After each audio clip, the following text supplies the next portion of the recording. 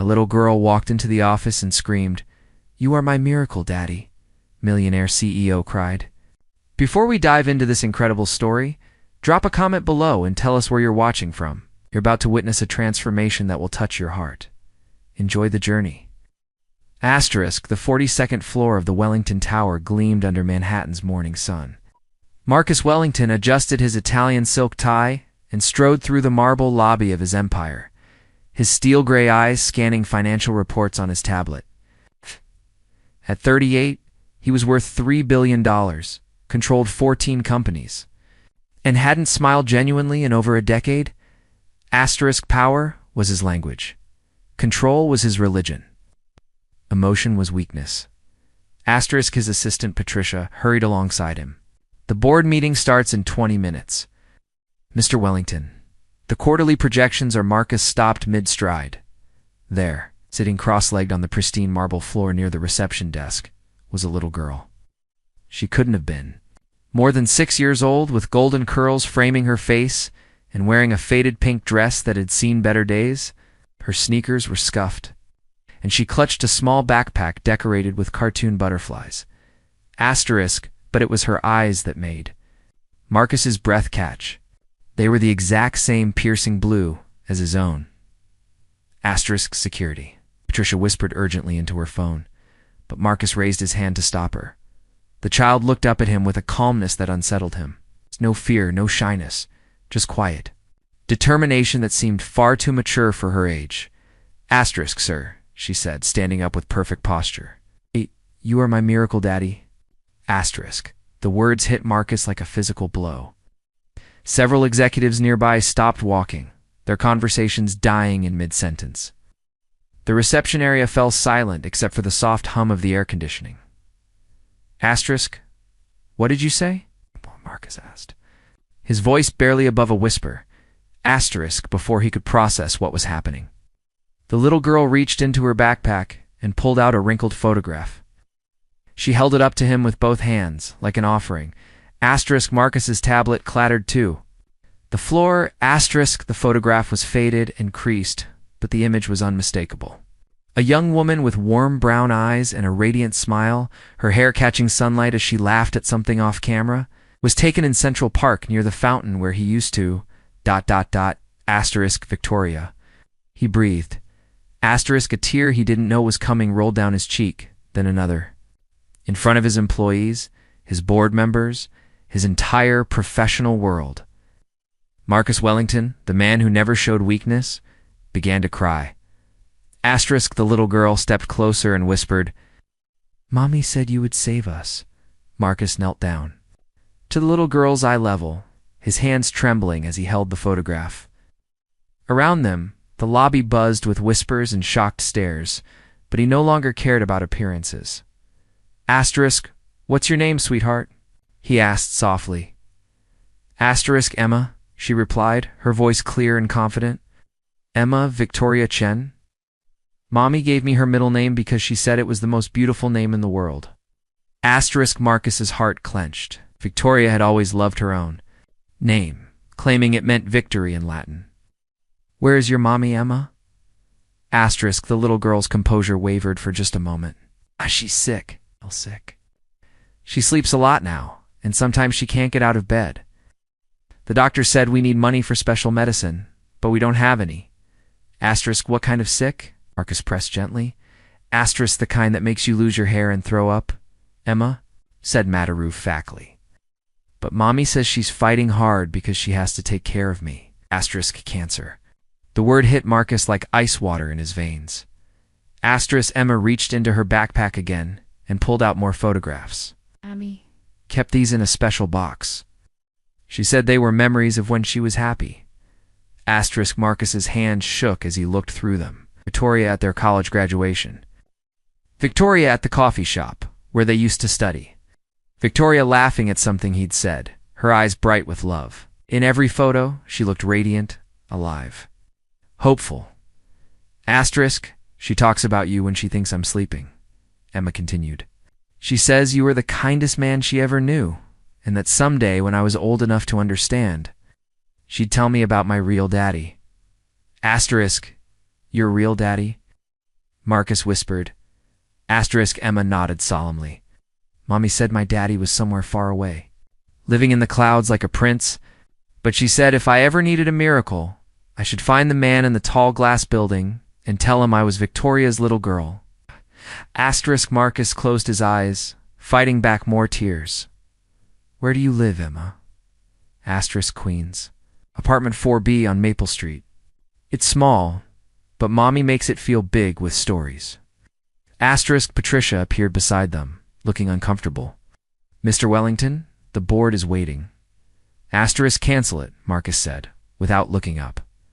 Cancel everything? Sir. Marcus stood up, still. Holding Emma's small hand, I said, cancel everything. All meetings, all calls, everything. He looked down at Emma. We're going to see your mommy right now. Emma's face lit up with the first real smile he'd seen from her. Really? You'll come? Help Mommy. I promise, Marcus said, meaning it more than any business deal he'd ever made. As they walked toward the elevator, Emma squeezed his hand. I knew you were my miracle, Daddy. Mommy was right about you. The elevator doors closed, taking them away from Marcus's old life forever. The drive through Queens felt like traveling to another planet. Marcus sat in the back of his black Bentley, Emma beside him chattering about her favorite books, while the gleaming towers of Manhattan faded behind them. The neighborhoods changed from glass and steel to brick and fire escapes, from designer boutiques to corner bodegas with hand-painted signs. That's where I buy penny candy. Emma pointed to a small shop. And that's where Mrs. Garcia teaches me Spanish words. She says I'm very smart. Marcus watched the world through Emma's eyes, vibrant and full of small wonders he'd forgotten existed. When had he stopped noticing anything beyond profit margins and stock prices? They stopped in front of a weathered brick building with chipped paint and a rusty fire escape. Emma bounded out of the car, tugging Marcus's hand. Come on, Mommy's on the 4th floor. The narrow stairwell smelled of old cooking and cleaning supplies. Marcus, who lived in a penthouse with private elevators, found himself breathless by the 3rd floor. Emma skipped ahead, completely unbothered. She might be sleeping.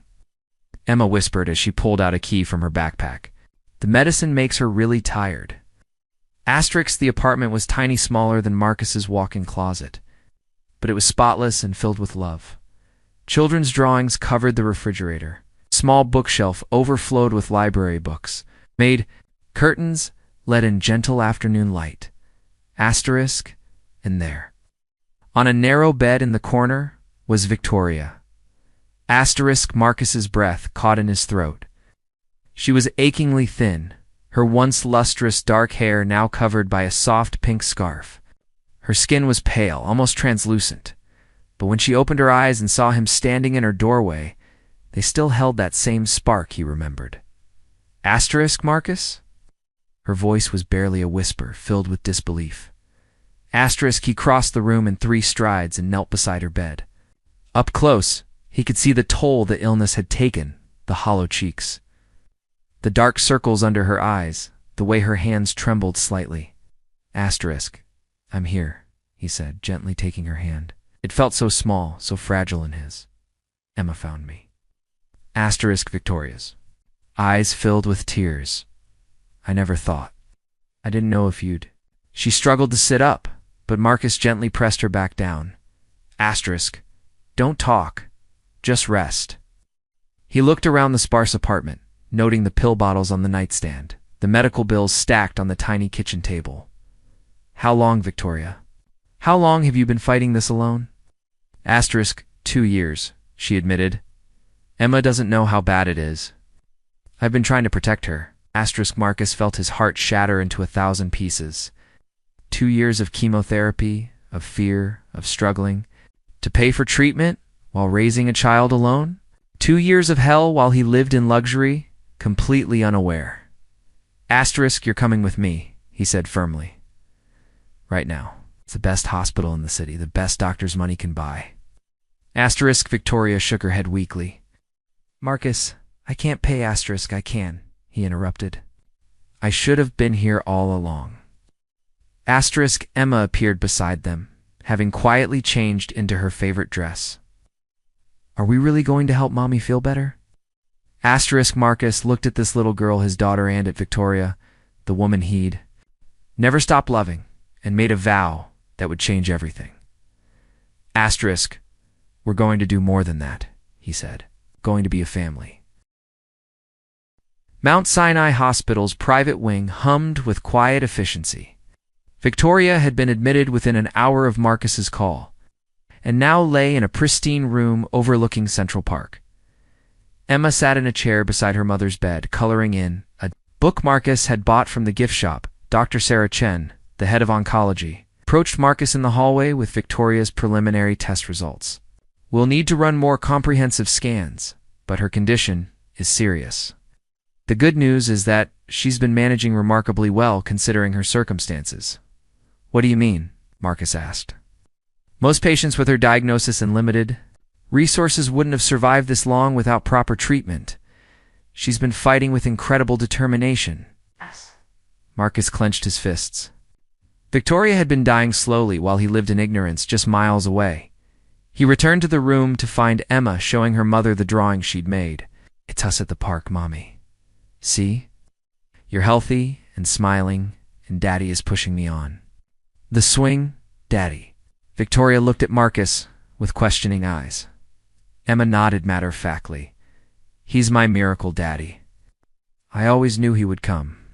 She looked up at Marcus with those piercing blue eyes. Mommy, remember when I was little and the mean lady came to our old apartment? Victoria's face went white. Emma, sweetheart, she was really scary, Emma continued innocently. She had white hair and fancy clothes, and she yelled at Mommy. She said bad words and threw money at us. But Mommy threw it back and told her to leave. Marcus felt ice forming in his stomach. What mean Lady Emma? It's the one who said she was my grandma? But she was lying because grandmas are supposed to be nice. She said Mommy was a bad word and that I would never ever be allowed to meet my daddy because I wasn't good enough for his family. The room fell silent except for the steady beep of monitoring equipment. What did this woman look like? Marcus asked, though he already knew. Old and mean, with jewelry that sparkled and a voice like broken glass. She drove a big black car with a driver. Emma tilted her head. Why are you making that face, Daddy? You look like when Mommy gets really mad. Marcus turned to Victoria, his voice deadly quiet. Eleanor was here. Victoria closed her eyes, tears streaming down her cheeks. She found us when Emma was 2. Said she'd been watching, making sure we never contacted you. She offered me money to disappear completely, to move far away, and never tell Emma who her father was. And when you refused, she said she'd destroy any chance I had of reaching you. She controlled everything in your life, your phone, your mail, your staff. She said if I ever tried to find you, she'd make sure I lost Emma. Marcus felt a rage so pure and cold it frightened him. His own mother had known about Emma for 4 years, had watched his daughter grow up in poverty while keeping him in the dark. Daddy! Emma's small voice cut through his fury. Are you crying? Marcus wiped his eyes and knelt beside her chair. Emma, I need to ask you something very important. Are you my little girl? She giggled. Of course, silly. Mommy always said. I had your eyes and your stubborn chin. She reached up and touched his face gently. Plus, I just know. Hearts don't lie. Dr. Chen cleared her throat softly from the doorway. Mr. Wellington? The DNA results are back. Marcus didn't need to hear them. He already knew the truth that his mother had stolen from him. Emma was his daughter, and Eleanor Wellington had 4 years of lies to answer for. Marcus stormed into the hospital corridor, his phone pressed to his ear. Patricia answered on the first ring. Patricia, I need you to pull every phone record, every piece of mail, every message that's come through my office for the past 6 years. Everything. Sir, that's quite extensive. Do it now. I want you to check specifically. For anything from Victoria Chen or any attempts to contact me about a child, there was a long pause. Mr. Wellington. I think you should know that Mrs. Eleanor Wellington has standing instructions about your personal correspondence. Marcus stopped walking. What kind of instructions? She reviews anything that appears personal before it reaches you. She said it was to protect you from unsuitable people trying to take advantage of your wealth. The phone creaked in Marcus's grip. Patricia, are you telling me my mother has been screening my mail for 6 years? Yes, sir. Also has your personal phone number forwarded to her. Assistant first. Mrs. Wellington said family matters required ... oversight. Marcus closed his eyes, his entire body shaking with fury. How many messages were there, Patricia? How many times did Victoria try to reach me? I don't know, sir. Mrs. Wellington handled those personally. Find out. Find every single message. Every letter, every call. I want documentation of everything my mother intercepted. And Patricia? Yes, sir. You work for me, not her? That changes today. Marcus ended the call and returned to Victoria's room. Dr. Chen was explaining treatment options. But Marcus barely heard the medical jargon. All that mattered was the bottom line. What will it cost? He interrupted. All of it. The best treatment available, Mr. Wellington. We're looking at extensive chemotherapy, possible surgery, months of specialized care. I don't care about the cost. I care about results. What does Victoria need to beat this? Dr. Chen glanced at Victoria, who was staring at Marcus in amazement. With proper treatment and the experimental therapy we discussed, her prognosis improved significantly. But we're talking about several $100,000. Done. Marcus pulled out his phone. I'm transferring funds now. Start everything. Immediately. Marcus, Victoria whispered. You don't have to. Yes, I do. He sat on the edge of her bed, taking her hand carefully. I should have been here from the beginning. I should have been the one taking you to doctors, holding your hand during treatments, reading Emma bedtime stories when you were too sick. Emma looked up from her coloring book. Will the doctors make Mommy all better now? They're going to try their very best, Marcus said, smoothing her golden curls. And while they do that, we're going to make sure you and Mommy have everything you need. Like what? Marcus smiled, the first genuine smile he'd felt in years. It's like a safe place to live near the hospital. It's like the best doctors in the world. Like a daddy who's never going away again. Victoria's tears flowed freely now, but they were tears of relief rather than despair. There's something else, Marcus said softly. I'm going to make sure my mother pays for what she's done. She stole 4 years from us, Emma. 4 years I can never get back. Are you going to be mean to her? Emma asked with concern. Marcus looked at his daughter's innocent face and felt his heart soften even as his resolve hardened. No, sweetheart. I'm going to tell her the truth. Sometimes the truth is the hardest thing of all. Within 48 hours, Marcus had transformed his entire world. He purchased a luxury apartment 3 blocks from Mount Sinai Hospital, fully furnished and stocked with everything Emma could need. The living room had a reading corner with soft cushions and a library of children's books. Emma's bedroom was painted soft lavender with glow-in-third stars on the ceiling. It's like a palace, Emma squealed, spinning in circles in her new room.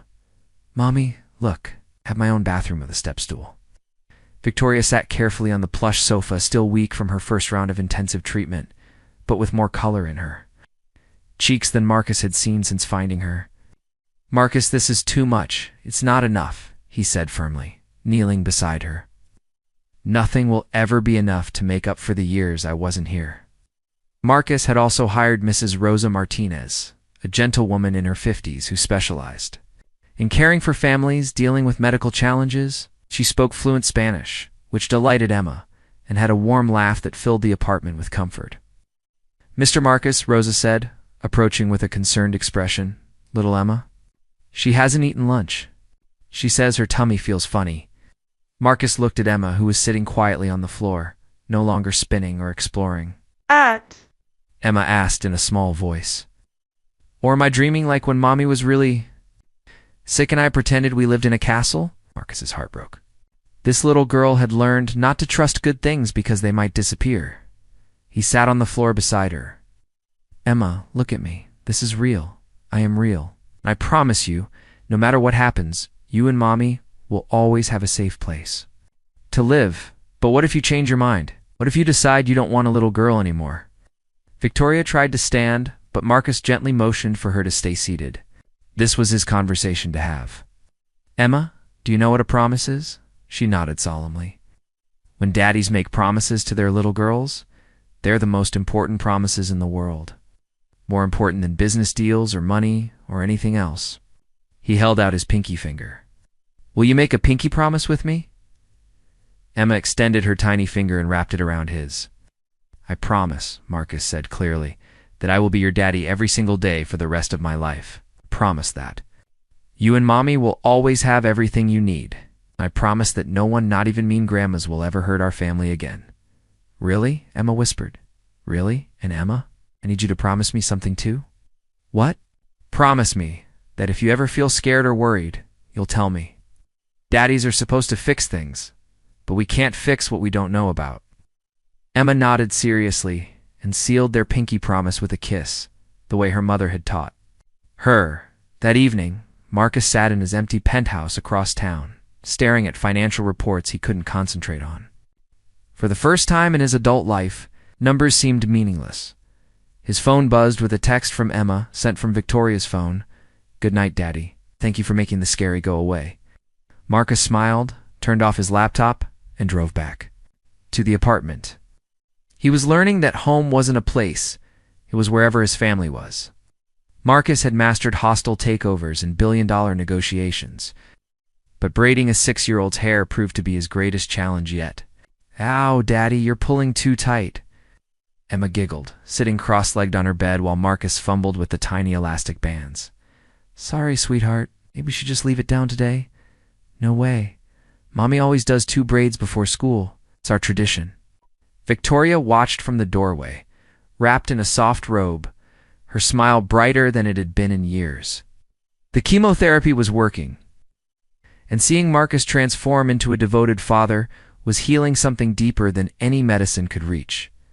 Here, Victoria said softly, sitting beside them. It's like this over, under, pulled gently. Marcus watched intently, as focused as he'd ever been in any boardroom. It over, under, pulled gently, he repeated, taking over the second braid. This time Emma didn't wince. Perfect. Emma jumped up to examine herself in the mirror. Daddy, you're getting good at this. The pride that filled Marcus's chest was unlike anything he'd felt closing major deals. This was pure, uncomplicated joy. Later that morning, Marcus did something he'd never done in 15 years of running Wellington Enterprises. He called in to say he'd be late. Very late, but Mr. Wellington, Patricia protested. You have the Morrison meeting at 9. Reschedule it. I'm taking my daughter to school. Emma insisted on holding his hand as they walked the 2 blocks to her new private school. She chattered about her teacher, Miss Sarah, and her best friend Lucy, who had a pet hamster named Mr. Whiskers. Daddy, will you come to the parent reading day? Miss Sarah says daddies can read stories to the whole class. Marcus, who regularly addressed audiences of hundreds, felt nervous about reading to a group of 6-year-olds. What kind of stories do you like? Ones about brave princesses and dragons and magic, but the dragon has to be friendly in the end because mean dragons make me sad. And we'll find the friendliest dragon story ever written at the school gate. Emma hugged his legs tightly. Thank you for walking me, Daddy. Tommy's daddy never walks him anywhere. Marcus watched her run into the building, backpack bouncing, braid swinging, and felt his phone buzzing with urgent business calls. For the first time in his career, he turned it off.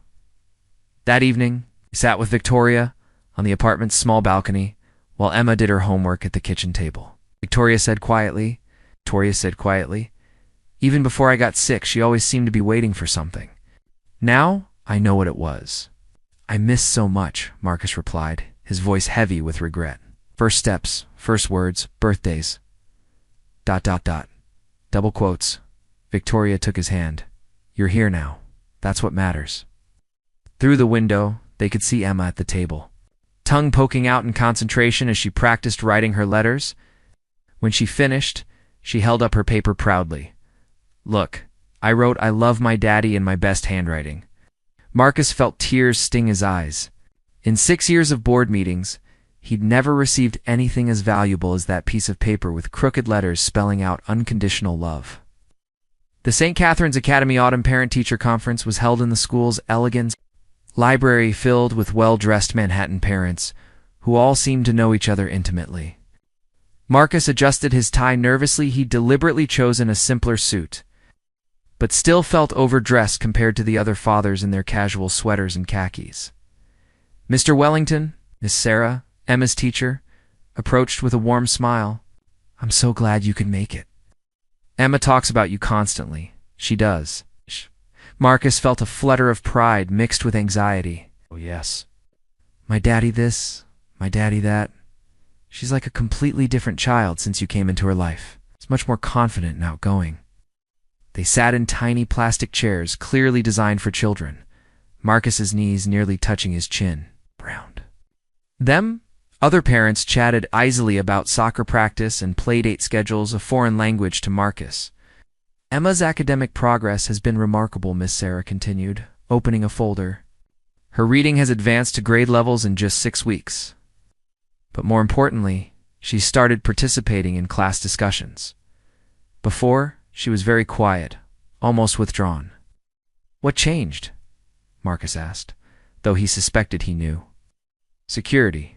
She told the class during show and tell that her daddy was the strongest man in the world because he came down from the clouds to save her and her mommy." The other children were fascinated.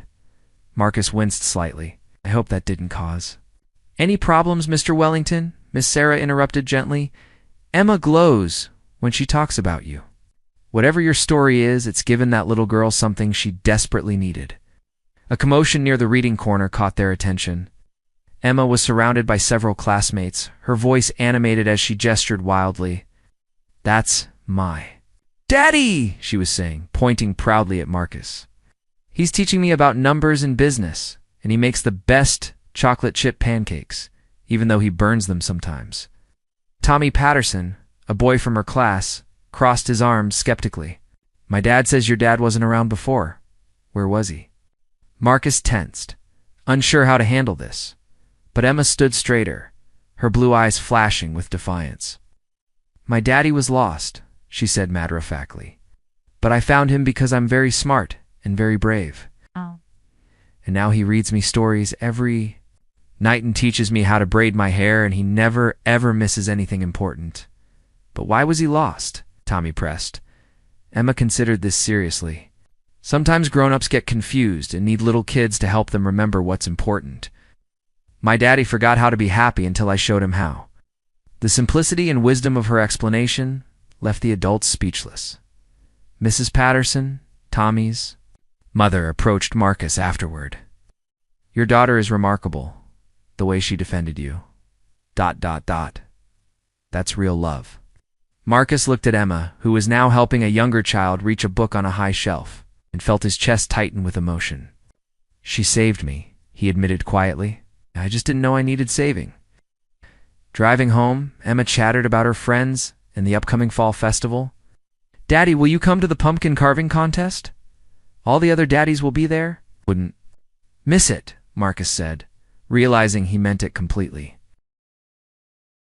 Victoria's strength had improved enough for longer conversations. And that evening, after Emma was asleep, she and Marcus sat in the apartment's small living room facing the truth they'd both been avoiding. "I need to know everything," Marcus said quietly, "about Eleanor, about why you never tried to reach me after college, about all of it." Victoria pulled a blanket around her shoulders, gathering courage. "Do you remember our last night together, before graduation?" "Of course. We talked about moving to the city together, finding jobs, getting married someday." His voice softened. "You said you'd never been happier. I meant it. But the next morning, Eleanor showed up at my dorm room." Victoria's hands trembled slightly. "She knew everything about me and my background, my family's financial struggles, my scholarship status. She said I was exactly the kind of girl who would trap her son with a pregnancy to steal the Wellington fortune." Marcus felt his jaw clench, but he remained silent, letting her continue. "She offered me $50,000 to disappear from your life completely. When I refused, she said she'd make sure my scholarship was revoked and that no decent company in New York would ever hire me." Victoria's voice broke. Then she told me something that destroyed me. What? She said you'd already accepted a position in London, that you'd been planning to leave without telling me, and that I was just a college fling you'd eventually outgrow. Marcus stood abruptly, pacing to the window. That's not true. I know that now, Victoria said softly. But I was 22 and terrified. When I couldn't reach you for 3 days after graduation, when your phone was disconnected, and your apartment was empty, I believed her. My phone wasn't disconnected. I was frantically trying to call you, Eleanor. Had your number changed? She told me later when Emma was born that she'd intercepted dozens of my calls and messages. Victoria wiped her eyes. I spent my entire pregnancy thinking you'd abandoned me. I worked 3 jobs, lived in a studio apartment the size of a closet, and convinced myself that I was better off alone. Marcus returned to sit beside her, his voice thick with emotion. When Eleanor came to see you after Emma was born, what exactly did she say? She said that if I ever contacted you or told Emma who her father was, she'd use her connections to take Emma away from me. She had lawyers, money, influence. I was a single mother with a minimum wage job. I believed she could do it. So you suffered in silence for 6 years. Victoria nodded. Until the cancer diagnosis, when I realized I might not survive, I couldn't bear the thought of Emma never knowing her father. I started saving money, planning to find you, but I got too sick too quickly, and Emma decided to find me herself. That little girl has more courage than both of us combined. Victoria smiled through her tears. She said she asked around until someone told her about Wellington Tower. Then she took the subway by herself and walked right into your life. Marcus took Victoria's hands in his. I'm going to destroy Eleanor for what she did to us. To you. To Emma, Marcus. No, don't let anger consume you. This isn't just anger, Victoria. This is justice. She stole 6 years of our daughter's life from me. She'll let you suffer alone with cancer while I could have been helping. His eyes hardened with resolve. She's going to face the consequences. 3 weeks later, Dr. Chen delivered the news they'd all been hoping for. Victoria's latest scans showed significant improvement.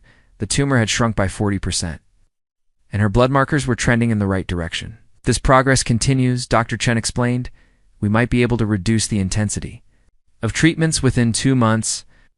Victoria cried tears of relief while Emma danced around the hospital room. Mommy's getting better. Daddy, did you hear? Mommy's getting all better. Marcus felt a weight lift from his shoulders that he hadn't even realized he'd been carrying. For the first time since finding them, he allowed himself to truly believe they might have a future together. That afternoon, they celebrated with ice cream in Central Park. Emma ran ahead to feed the ducks while Marcus and Victoria walked slowly behind her. Victoria's arm linked through his for support. I've been thinking about something, Victoria said hesitantly. About us. About what happens when I'm completely healthy again. Marcus stopped walking. What do you mean? I mean, you saved my life, Marcus. You've given Emma everything she could ever need, but I don't want you to feel obligated to stop. Marcus turned to face her fully. Victoria, I'm not here out of obligation. I'm here because I love you and never stop loving you. But so much has changed. We're different people. Now you're right. We are different. I'm better because of you and Emma. This isn't about guilt or duty or trying to recapture the past. This is about building something new. Victoria studied his face, searching for uncertainty. Are you sure? Because Emma can't handle losing another father figure, and I can't handle losing you again. You won't, Marcus said firmly. We won't. That evening, Marcus made good on his promise to teach Emma about business. They sat at the kitchen table with play money and toy stores, while Victoria rested on the couch nearby. Okay, Daddy, so if I have $10 and I want to buy this doll that costs $8, how much money will I have left? $2. You're getting good at this, sweetheart. But what if I want to save some money for later? Mommy always says saving is important. Marcus smiled. Then maybe you only spend $6 on a smaller toy today and save $4 for something special tomorrow. Like a present for Mommy when she's all better? That's a perfect idea. Later, after Emma was asleep, Marcus sat in his home office, answering emails. He'd been gradually delegating more responsibilities to his senior staff, much to their surprise and relief. For years, he'd micromanaged every decision, but now he trusted others to handle the day-to-day operations. His phone buzzed with a text from an unknown number. "I know what you're doing, Marcus. This won't last." Mother Marcus stared at the message, his peaceful evening suddenly shattered. Eleanor was watching, waiting, planning something. He deleted the text without responding, but the damage was done. The fragile happiness they'd built could still be destroyed. Eleanor wouldn't give up easily, and Marcus knew the biggest battle was yet to come. 2 months into their new life together, the Wellington Chun household had developed its own unique rhythm. Mornings began with Marcus attempting to make breakfast, while Emma helped by supervising from her step-stool, usually resulting in minor disasters that made Victoria laugh from the dining table.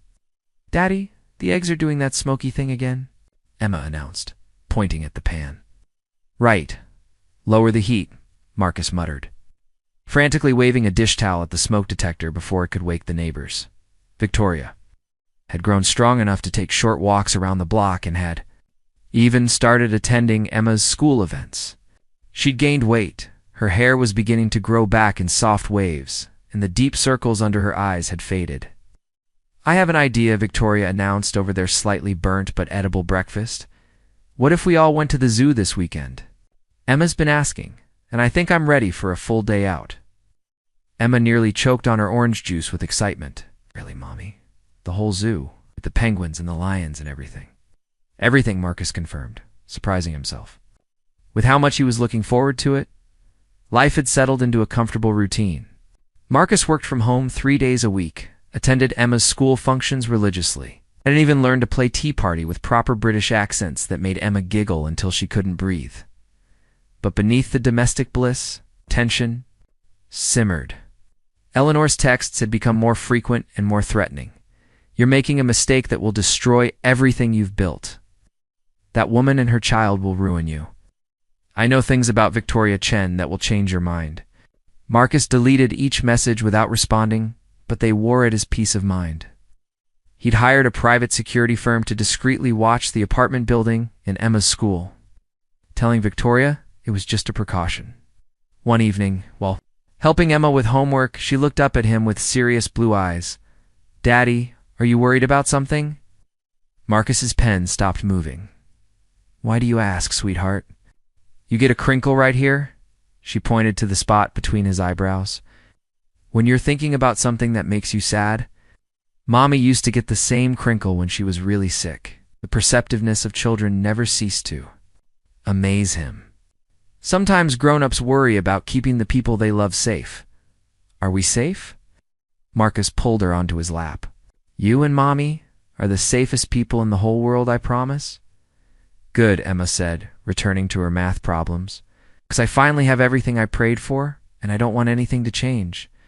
That night, Marcus stood on the balcony, overlooking the city, watching the endless stream of lights below. Victoria joined him, wrapping a shawl around her shoulders. "She's right, you know," Victoria said softly. "You do get a crinkle when you're worried. Eleanor isn't going to give up. She's planning something." Victoria leaned against him. "Then we'll face it together. All of us." Marcus pulled her closer, breathing in the scent of her shampoo, feeling the solid reality of her presence. Whatever Eleanor was planning, he was ready for war. The storm came on a Tuesday afternoon while Emma was at school and Victoria was at her weekly checkup.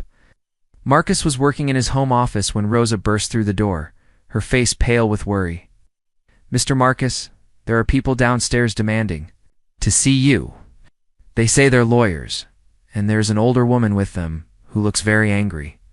Marcus's blood turned to ice. "Eleanor, call building security and tell them not to let anyone up. Then call my lawyer. David Cheney's number is in my phone." "But sir, they're already in the elevator." "The woman?" She told the doorman she was. "Your mother," and the apartment door opened without a knock. Eleanor Wellington strode in wearing her signature black Chanel suit and cold expression, followed by 2 men in expensive suits carrying briefcases. "Hello, Marcus," Eleanor said, her voice dripping with false sweetness. You've been avoiding my calls? Get out, Marcus said quietly, standing slowly from his desk. You have no right to be here. Actually, I have every right, Eleanor gestured. To the taller lawyer. This is James Harrison, family court attorney. We're here about my granddaughter. Emma isn't your granddaughter. You made that clear 6 years ago. Eleanor's composure cracked slightly. That was a mistake. I've reconsidered. As the child's only living grandparent, I'm entitled to visitation. Rights over my dead body. The lawyer stepped forward. Mr. Wellington, your mother has filed a petition with family court requesting supervised visitation with Emma Chin Wellington. Given the child's recent change in living circumstances and the nature of your relationship with Ms. Chen, the court has granted a preliminary hearing. Marcus felt the room spinning. What are you talking about? We're questioning whether this environment is stable for a child, Eleanor said smoothly. A sick woman, an absent father suddenly playing house. Questionable living arrangements, Eleanor. I'm warning you. You'll what? Fight me in court? I have resources you've forgotten. About Marcus. Private investigators who've documented Ms. Chen's history, her medical condition, the fact that she kept your child from you for 6 years. Eleanor's eyes gleamed with malice. Did you know she was arrested for shoplifting when Emma was 3? Desperate people do desperate things. Marcus's hands clenched into fists. You're lying. Baby formula and diapers. The charges were dropped, but the record exists. What kind of mother exposes her child to such trauma? What kind of woman keeps a father from his daughter out of spite? You're the one who kept us apart. Prove it. Eleanor smiled coldly. Your word against mine, and I have lawyers while she has nothing? The front door opened, and Victoria walked in, stopping short when she saw the crowd in their living room. Her face went white as she recognized Eleanor. You, Victoria whispered. Hello, dear, Eleanor said sweetly. You're looking ... better. Remarkable what money can buy, isn't it? Marcus stepped protectively in front of Victoria. Rosa, call the police. These people are trespassing. Actually, the second lawyer interjected, we have a court order for a welfare check on the minor child. We need to inspect the premises and interview the child when she returns from school. It's like hell you do, Marcus snarled. Eleanor's mask finally dropped completely. You threw away your birthright for a dying woman and her bastard child. I won't let you destroy the Wellington name. The words hit Victoria like physical blows, but Marcus felt something shift inside him, not rage, but clarity. Cold, calculating clarity. You're right about one thing, Eleanor, he said quietly. I did throw away my birthright, and it was the best decision I ever made. 3 days later, Marcus made a decision that would change everything. The annual Wellington family Thanksgiving dinner was scheduled for Sunday evening at Eleanor's. Fifth Avenue Mansion, a tradition that had continued for 30 years. I'm not running anymore, Marcus told Victoria as they sat in their living room. I'm done letting her control our lives through fear. Marcus, what are you thinking? I'm thinking it's time the entire Wellington family knew the truth about Eleanor and about us. Victoria's face paled. You want to take us to her house? Want to introduce my daughter to her family, the ones who actually deserve to meet her? That Sunday evening, Marcus's black sedan pulled up to the imposing Wellington mansion. Emma pressed her face to the window, eyes wide at the enormous house with its towering columns and manicured gardens. Is this where you grew up, Daddy? It is. But it never felt like home the way our apartment does. Victoria squeezed his hand, nervously. She wore a simple but elegant navy dress that Marcus had bought for her.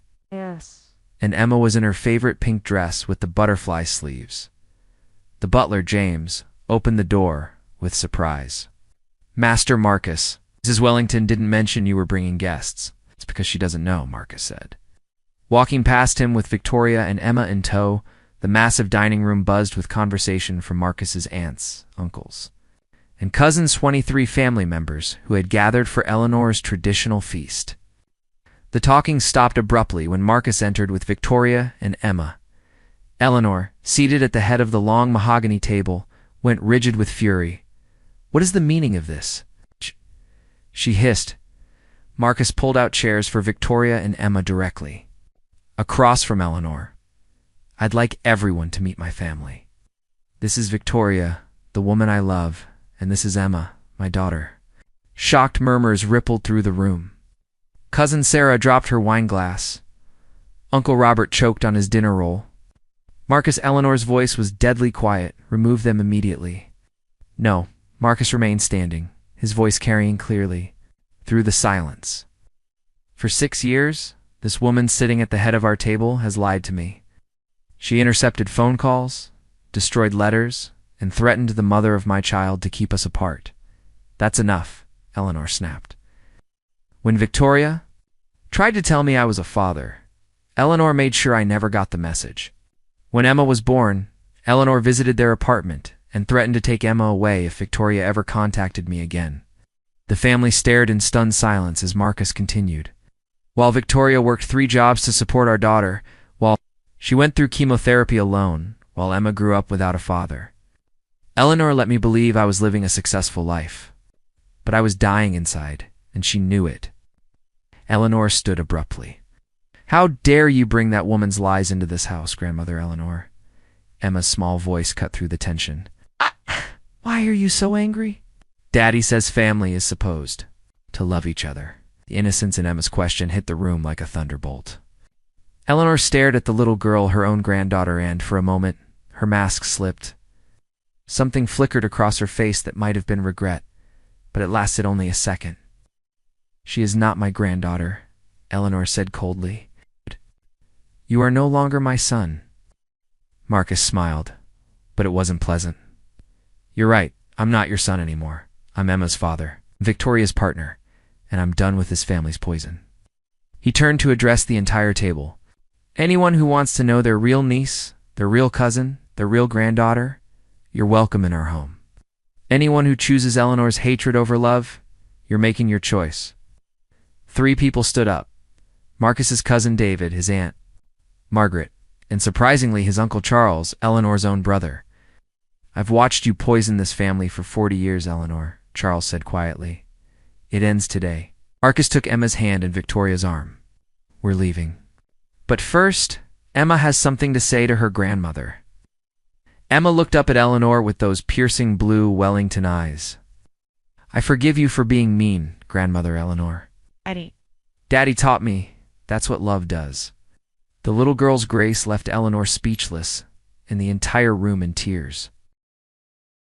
The following morning, Marcus sat in his attorney's office with a stack of legal documents spread across the mahogany desk. David Chen, his lawyer, looked concerned as he reviewed the papers. "Marcus, are you absolutely certain about this? You're essentially walking away from $1 billion inheritance." "I'm walking towards something more valuable," Marcus replied, signing each document methodically. "I want every connection to Eleanor Wellington severed. Remove me from all family trusts, all business partnerships, everything. This is irreversible. Once these papers are filed, good. I want it to be irreversible." Marcus had spent the night making the most important decision of his life. He was renouncing his claim to the Wellington fortune, transferring his shares in the family businesses to a charitable foundation, and legally changing Emma's last name to Wellington Chen. "There's something else," Marcus said, pulling a small velvet box from his jacket pocket. "I need you to prepare adoption papers for Emma and marriage documents for Victoria and me." David smiled for the first time that morning. "Now that's the kind of paperwork I'm happy to file." That afternoon, Marcus returned home to find Victoria and Emma baking cookies in the kitchen, flour dusting every surface, including their noses. The scene was so perfectly domestic, so beautifully chaotic, that he stood in the doorway just watching. "Daddy!" Emma ran to him, leaving floury handprints on his shirt. "We made chocolate chip cookies. Want to try one? They're a little burned, but still yummy." "They're perfect," Marcus said, taking a bite of the slightly crispy cookie. "Just like everything else in this kitchen?" Victoria studied his face. "You look different, lighter somehow." "I am lighter," Marcus said, pulling her close despite the flour. "I just gave away $3 billion and I've never felt richer in my life." "What do you mean?" Marcus knelt down, so he was eye level with Emma. "Sweetheart, how would you feel about having the same last name as me?" Emma's eyes widened. "Really? I could be Emma Wellington Chen." If you want to be? Yes. Yes. Yes. Emma jumped up and down, then suddenly stopped. But what about Mommy? Will she have your name too? Marcus looked up at Victoria, his heart hammering. That depends on whether Mommy wants to marry Daddy. Victoria's hands flew to her mouth as Marcus pulled out the ring box. Victoria Chen, you and Emma saved my life in ways I'm still discovering. You taught me that love isn't something you control or concord, it's something you surrender to completely. Will you marry me? The ring was simple and elegant, not the massive diamond Eleanor would have expected, but a delicate solitaire that caught the kitchen light perfectly. Marcus, Victoria whispered, tears streaming down her face. Are you sure? After everything with your family? They're not my family, Marcus said firmly. You are. Emma is. This is my family. Say yes, Mommy. Emma bounced excitedly. Yes, so we can all have the same name and be a real family forever. Victoria looked at Marcus, then at Emma, then back at Marcus. Yes, she whispered, then louder. Yes, absolutely yes. Marcus slipped the ring onto her finger as Emma cheered and danced around the kitchen. When he kissed Victoria, it tasted like tears and cookie dough and the promise of forever. We're getting married, Emma announced to the empty apartment. Getting married, and we're going to live happily ever after. For the first time in his life, Marcus believed in happily ever after too. 6 months later, Central Park bloomed with spring flowers as Marcus Wellington stood beneath a simple white arch, watching the most important people in his life walk down the petal-strewn aisle. Emma came first, practically glowing in her pale yellow dress, carefully scattering rose petals while grinning at everyone in attendance. The guest list was small but meaningful. David Chen, Aunt Margaret, Uncle Charles, Rosa Martinez, Sarah from Emma's school, and Dr. Chen would become like family during Victoria's treatment. Then came Victoria, radiant in a flowing cream dress that complemented her fully restored hair and healthy complexion. She carried a bouquet of wildflowers Emma had helped choose, and her eyes never left Marcus's face as she approached. Dearly beloved, the minister began, but Marcus barely heard the traditional words. He was focused on Victoria's smile on Emma, beaming at them from her spot as maid of honor, on the feeling that his entire life had led to this moment. When it came time for vows, Marcus spoke from his heart. Victoria, 6 months ago I thought success meant having power over everything and everyone around me. You taught me that real success means having people to love and protect. Emma showed me that the best things in life aren't earned through ambition, they're gifts given freely by hearts that see something worth loving. Victoria's vows were simple but devastating. Marcus, you didn't just save my life. You gave me hope that broken things can be made beautiful again. You chose love over legacy and family over fortune. I promise to spend the rest of my life showing you that you made the right choice. The minister pronounced them husband and wife. Emma cheered so loudly that several pigeons took flight from nearby trees. The reception was held in a small restaurant overlooking the park. No ice sculptures or string quartets, just good food, heartfelt toasts, and Emma dancing with anyone willing to spin her around. Dr. Chen pulled Marcus aside during dinner. I have some news. Victoria's latest scans came back completely clear. No sign of cancer anywhere. She's officially in full remission. Marcus felt his knees go weak with relief and gratitude. Later, as evening settled over the city, the three of them sat on a park bench, watching the sunset paint the sky in shades of gold and pink. Mrs. Wellington's, Marcus said, trying out. Victoria's new name. How does it feel to be married to a man who gave away his inheritance to marry you? Victoria laughed. It's like I married the richest man in the world. Daddy, Emma said, climbing onto his lap. Are you happy we found you? Marcus looked at his daughter, officially adopted now. Legally and completely his and at his wife, healthy and glowing in the golden light. 6 months ago, he'd been worth $3 billion and felt completely empty. Now he had a trust fund for Emma's education, a modest but comfortable income from his new consulting business, and wealth beyond measure. Emma, he said, kissing the top of her head, finding you was the greatest business deal I ever made. What kind of deal? I traded everything I thought I wanted for everything I actually needed. As they walked home through the park where Victoria and Marcus had fallen in love years ago, Emma skipped between them, holding both their hands. "Tell me the story again, Daddy, about how I walked into your office and asked for a miracle, Daddy." "Well," Marcus began, his voice warm with the memory. "Once upon a time, there was a little girl who was braver than she knew, who saved a lost daddy and helped him remember how to love, ... And as they disappeared into the gentle evening, their laughter echoing through the trees, Marcus knew that some stories really do have happily ever after.